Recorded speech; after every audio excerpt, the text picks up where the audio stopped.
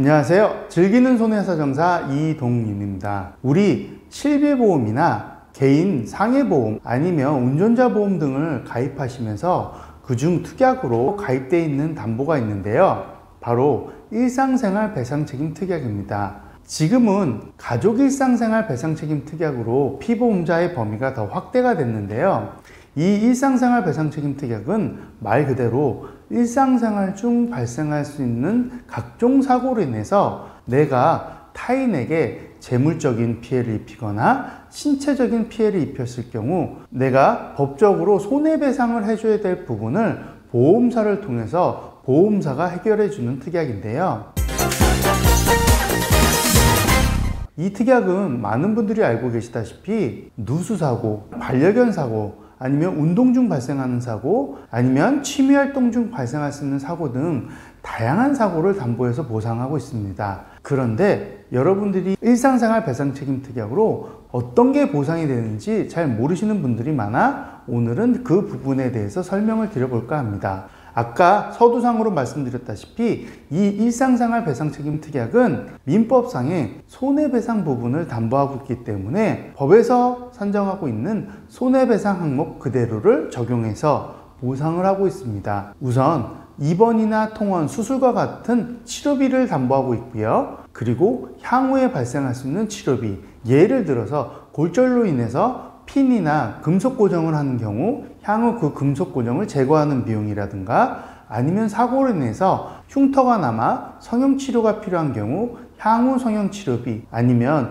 치아 등과 같은 경우 주기적으로 보철을 해줘야 되는 향후 보철 수복 비용과 같은 향후 치료비에 대해서도 보상을 하고요. 그리고 세 번째는 휴업손해, 만약 사고로 인해서 내가 일을 하지 못하게 되어 발생하는 휴업손해를 보상하는데요. 그러나 여기서 주의하셔야 될 부분은 통원 치료가 아닌 입원 치료 시 입원 기간에 대해서 휴업손해를 산정하고 있다는 부분에 대해서는 유념을 하셔야 됩니다. 그리고 만약 사고로 인해서 장애가 남는 부상을 당하셨다고 한다면 맥브라이드식 후유장애 평가를 통해서 일시수입, 즉 향후에 내가 벌어들일 수 있는 금전적인 부분에서 장애로 인해서 그 감소되는 부분을 일시수입으로 보상을 받을 수 있습니다.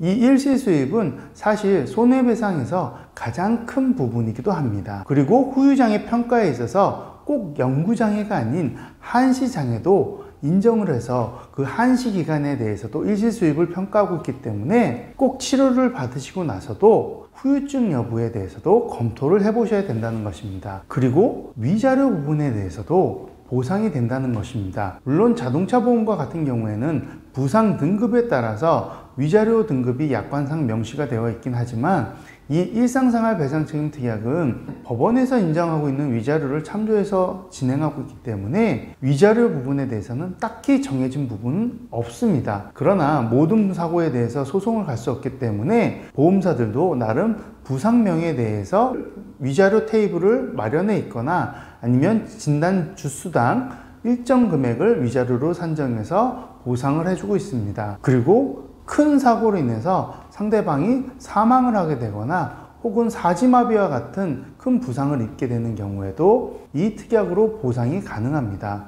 다만 대부분의 일상생활 배상책임 특약의 한도는 1억 원으로 설정되어 있기 때문에 1억 원을 초과하는 부분에 대해서는 보험에 가입되어 있는 피보험자가 경제적인 부담이 발생할 수 있다는 부분에 대해서는 유념하셔야 됩니다. 이렇게 다양한 부분에 대해서 보상이 되는데 제일 어려워하시고 문의가 많은 부분이 있습니다. 바로 과실인데요. 이 과실에 대해서는 자동차 사고처럼 쉽게 알아볼 수 있는 부분이 사실은 힘듭니다. 그러다 보니 많은 분들이 손해사정사나 변호사분들께 사고 내용을 말씀하시고 과실에 대해서 문의들을 많이 하시는데요. 그 사고에 대해서 소송을 제기 후 판사가 확정 판결을 내리기 전까지는 사실 100% 정답은 없습니다.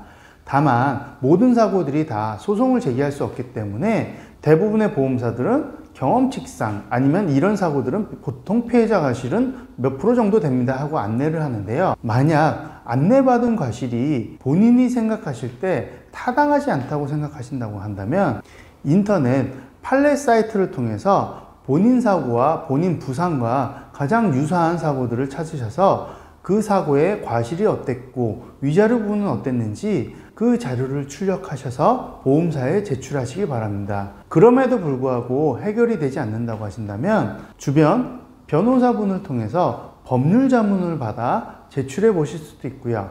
아니면 보험사와 협의 후 내 사건에 대해서 외부 변호사나 로펌을 통해서 법률 자문을 구해 진행할 수도 있습니다. 사고에 대한 보험 처리에 대해서 궁금한 사항이 있다고 하신다면 저와 같은 손해사정사에게 문의하신다면 여러분들께 정말 도움이 되실 겁니다. 오늘도 이 정보가 여러분들께 도움이 됐길 바라며 다음에도 더 유익한 정보로 찾아뵙겠습니다. 감사합니다.